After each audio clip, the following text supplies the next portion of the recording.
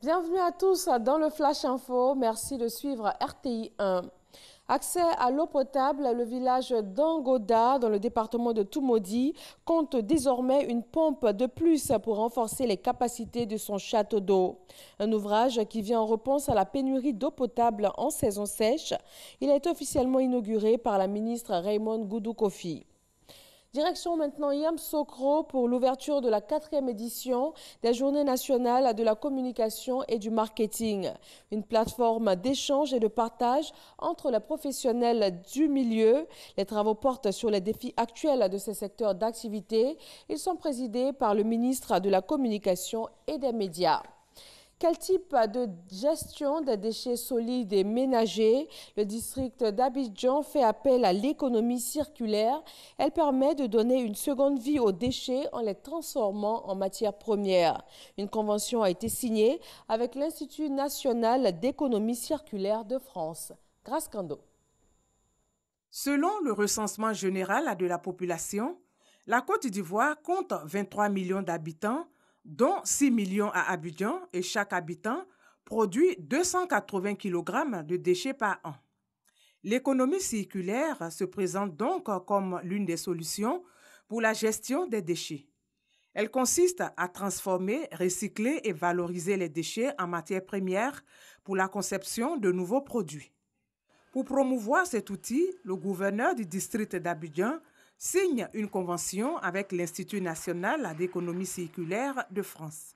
L'opération concernant l'économie circulaire en Abidjan va contribuer à asseoir avec nous une étude thématique très poussée qui va mettre en évidence les organes de cet institut que nous voulons créer en Abidjan et qui va permettre de capter aussi des financements auprès des institutions internationales et de manière à ce que nous alimentions nos projets, nos idées et que les ordures deviennent de l'or qui dure. C'est-à-dire les ordures doivent être maintenant une matière première pour insuffler un vent nouveau dans le mécanisme de l'emploi des jeunes et de l'emploi tout court.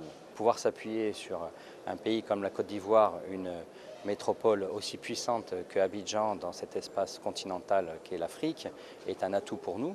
Et nous allons apporter tout d'abord notre expertise. Nous avons 6 ans de recul, nos savoir-faire, nos réseaux aussi.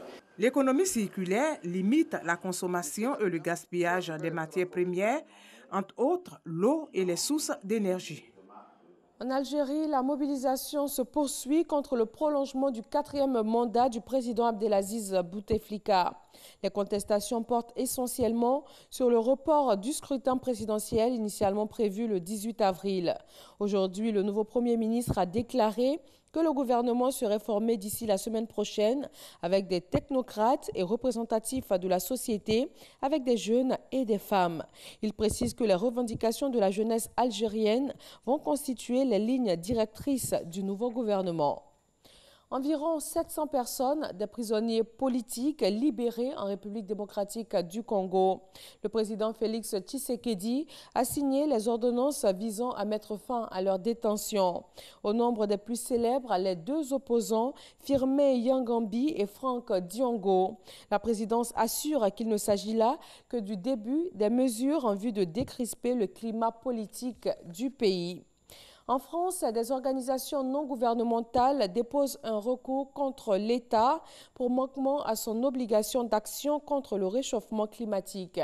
C'est la première procédure judiciaire sur le climat de cette ampleur et c'est le tribunal administratif qui a été saisi. Ces ONG de défense de l'environnement, Greenpeace, la Fondation Nicolas Hulot, Oxfam France et Notre Affaire à tous sont soutenus par plus de 2 millions de signataires de la pétition L'affaire du siècle. Au cours d'une conférence de presse ce jeudi, elles ont donné les points essentiels retenus contre l'État français, entre autres les émissions de gaz à effet de serre en hausse ces dernières années et la perte de la biodiversité qui s'accentue.